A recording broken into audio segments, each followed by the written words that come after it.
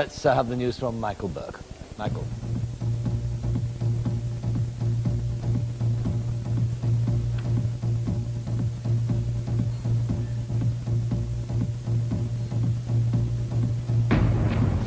It's Saturday, January the 1st, the year 2000. Big Ben at midnight and a celebration like no other. Fireworks and festivities the length and breadth of the land. One other headline, Boris Yeltsin has resigned as the president of Russia.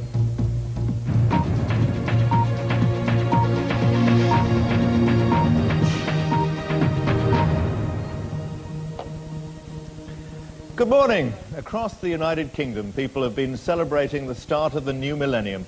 Hundreds of thousands converged on city centres the length of the land to enjoy fireworks, street parties and concerts. The first babies of the century have been born, and there's no real sign yet of the millennium bug. According to police, the festivities have passed without any serious problems.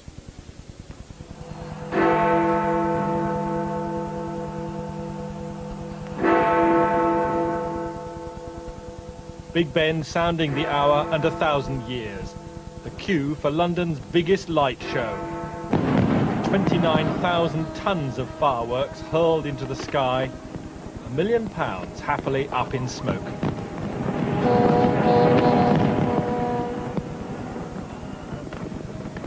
The river of fire along the Thames seemed all but drowned by the flame overhead.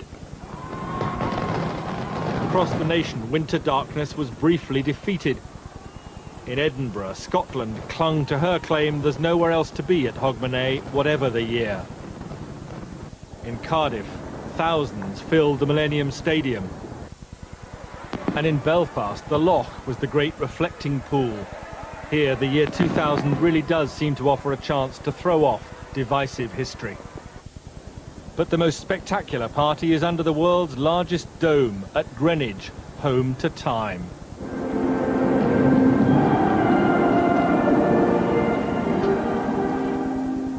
The Queen linked arms with her Prime Minister, welcoming the new year in a huge crowd for the first time, sharing the moment with thousands of people.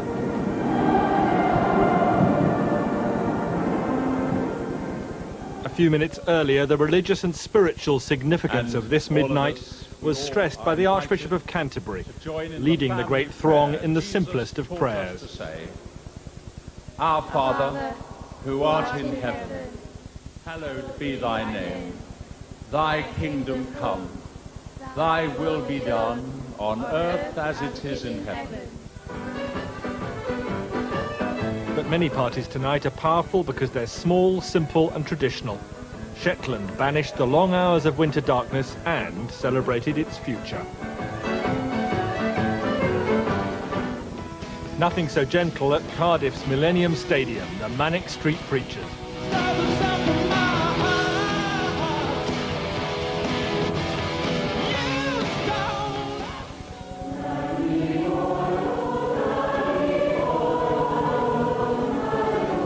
In Ireland, music and ceremony had a more profound purpose. John Hume, one of the creators of peace, was in Derry for a musical link-up across the border to Dublin. The new year really does offer new possibilities.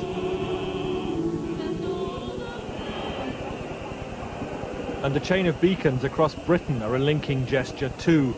Glasgow shot flame high into the city sky. And on the Thames in London, the Queen used laser light as the fuse for a thoroughly modern flair. Earlier in the evening, the Prime Minister launched another spectacular addition to the capital's skyline, British Airways London Eye. It is an empty big wheel after failing to get safety clearance to carry passengers on the big night. But that didn't stop another fireworks display.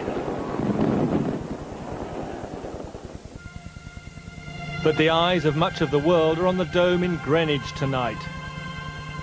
Hundreds of performers are giving what they must hope are the performances of their lives at the party of 1,000 years. James Robbins, BBC News.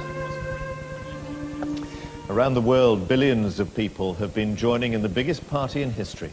From the first celebrations on the islands of the Pacific to the capital cities of Europe, there have been spectacular ceremonies to herald the year 2000. It began on the far side of the world and came from the east. Midnight in Sydney, Australia. 20 tons of fireworks watched by a crowd of more than 1 million in Sydney Harbour.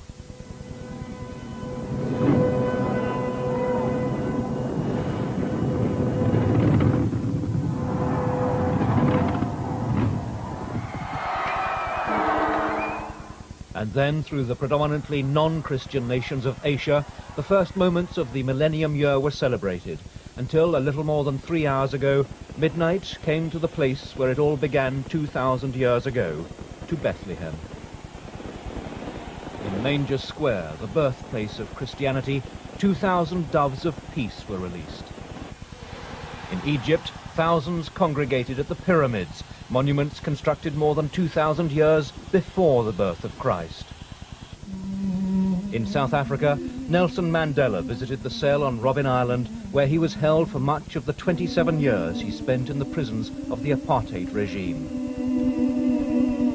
He lit a candle, symbolizing the hopes for a better tomorrow for Africa and the rest of the world. The midnight hour approached Europe. In Athens, celebration centered on the ruins of the ancient Greek temple, the Acropolis. At the Brandenburg Gate in Berlin, Germany closed the door on a turbulent century of war and division. At the Vatican, Pope John Paul appeared to express his New Year good wishes to men and women in every part of the world.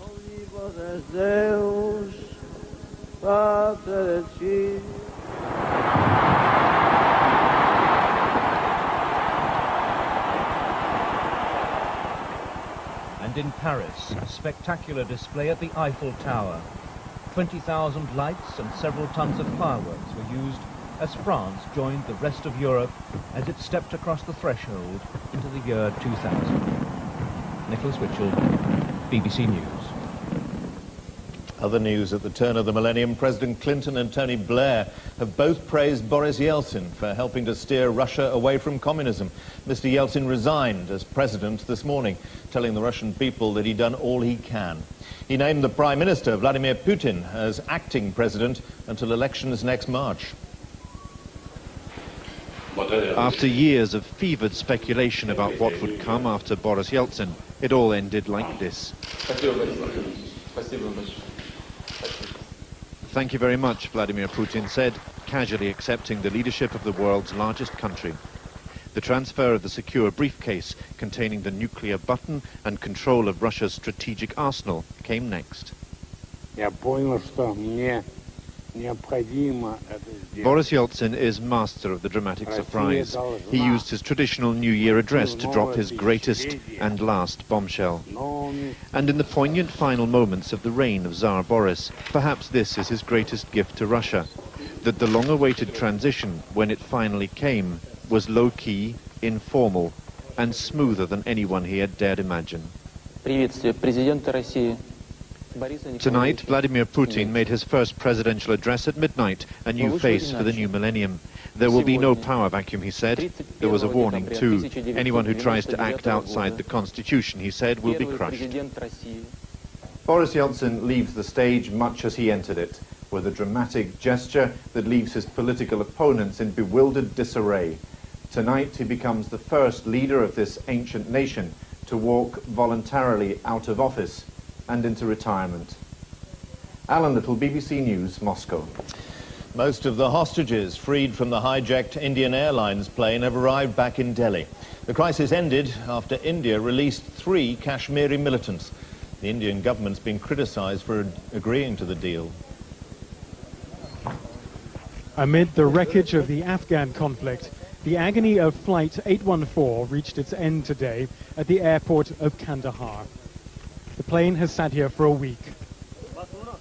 This afternoon, a sudden flurry of activity. Negotiators from the Indian government arrived to concede to some of the hijackers' demands. The Indian foreign minister was escorted across the tarmac to seal the hostages' freedom. On news of the deal, the hijackers warily emerged from the plane. Their identities are still unclear. Under the deal, this man and 2 accomplices go free. The hostages were whisked to another waiting airliner to be flown to Delhi. To buy their freedom, India agreed to free from jail 3 men convicted of fighting for Kashmiri separatism. Relieved Taliban militiamen were praised by Indian officials for their handling of the crisis. 8 days in, 1 man dead, and the hijack is over. The hostages are free.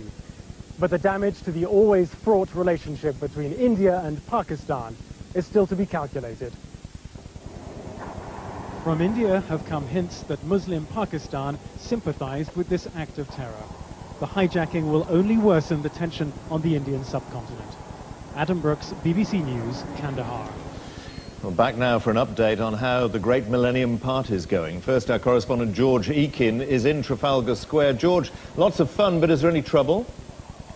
No sign at all of any trouble, Michael. People are beginning to leave. As the deadline approached, it seemed everybody here, and there were some 60,000 of them, was letting their flash gun off. A huge atmosphere, and then the firework display, something which, as the fireworks detonated rather like an artillery barrage above us, Nelson on his column can't have seen the like of it since the real Battle of Trafalgar. We really were agog. People stood with their mouths open, gazing at the sky. That firework display is obviously now over. It's raining quite hard now, and people are beginning to filter away from Trafalgar Square quite quickly to catch the transport system, to catch them home if they can.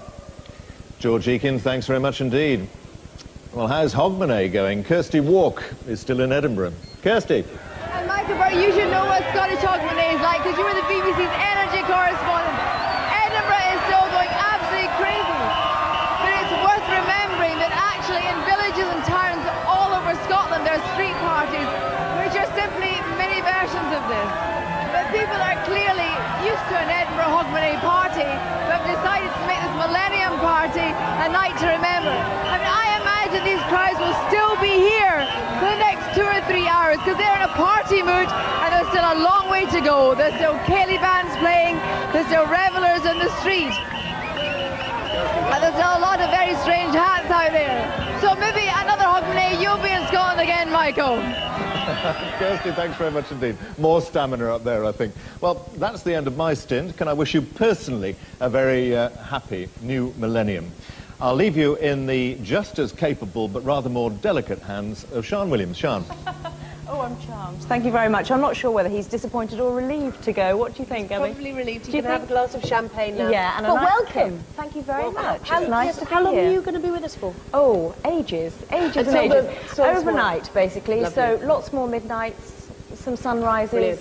So it's going to be good fun. And I'm going to be bringing you, obviously, all the latest news updates as well. But first of all, I think we need to find out what the weather's going to be like for tomorrow, for New Year's Day, and cross over to John Ketley. John, what's it like out there?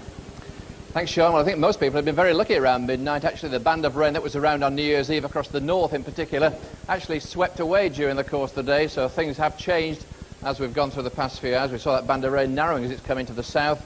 That line of rain now is affecting the London area, as you can see. But we're not seeing too much at the moment on the graphics because it seems to have failed on us. Maybe it's the bug, that famous bug that Peter's been talking about. So we're not going to change the charts at all. But I can tell you that by the morning, most of that drizzly rain will have cleared away from all but the southeastern corner of England. A few showers coming to the northwest of Scotland. It will turn chilly. There could be some fog around, some icy patches out on the roads as well if you're dashing home in the next few hours across more central and northern parts of the country. And then as far as tomorrow's concerned, New Year's Day itself, it looks like being pretty good for many. Lots of sunshine around. We should see a good deal of fine, bright weather, but there will be some wetter weather again rolling into western Scotland. Not too good up there. And we're going to find for Sunday, in fact, that things do change once again. We'll see a band of rain then lying across Northern Ireland and southern Scotland. That'll tend to push northwards again. It'll be pretty chilly.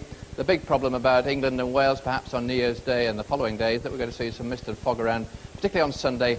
And that fog could be rather slow to clear across more southern parts. And where the fog does linger, on Sunday especially, we're going to see it pretty chilly, just 4 or 5 degrees. That's it from me. I'll be back just before 3.